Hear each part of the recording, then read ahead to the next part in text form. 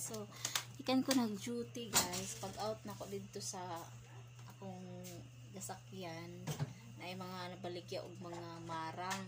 So, last month, nag-uli ko bukid na ako mga na-vlog na taghan kay bunga nga marang din sa akong lolo sa bukid sa San Miguel ng ating kan kaayo. So, katong hatay nga pag-uli na mo guys, wala og pakaon kay gagmay pamahit siya.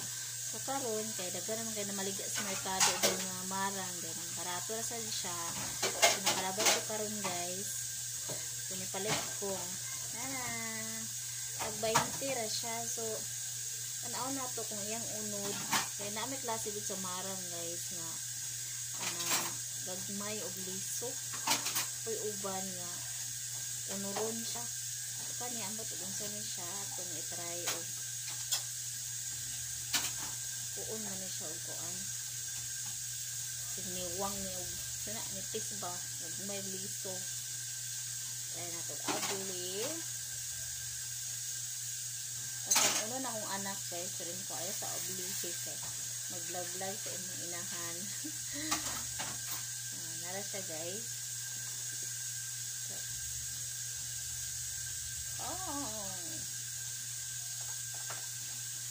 nara siya mga daot pilianan pa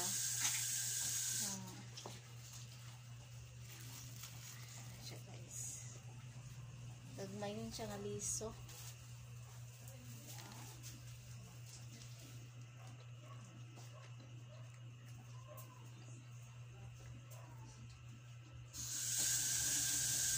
ano yung liso guys pwede na siya i-bula then ritohon mura siya gmani napaliw sa kog ko anak be kanang plato.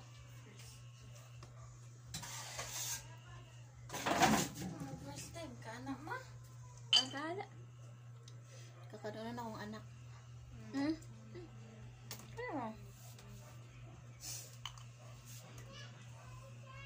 Wala dari.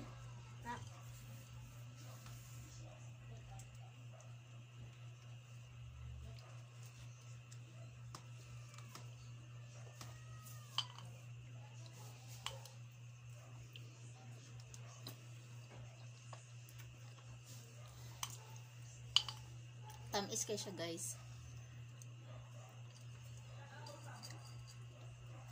So kaning iyang mga liso ato mo ni pritohon. Aray, kanay na siya mga daot uban. Pilianan ra.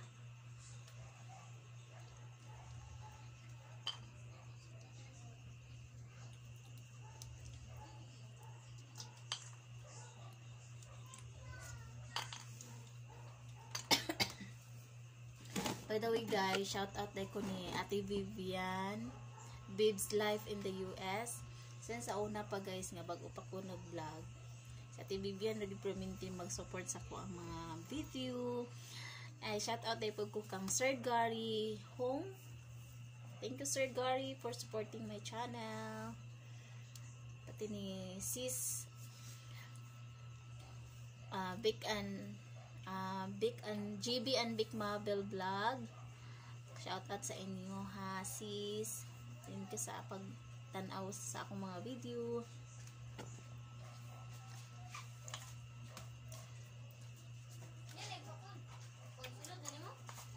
That's it guys. Kay manihapon pa ko. So nag-video lang ko kajot 4 minutes. Thank you for watching. Bye. Hey Papa.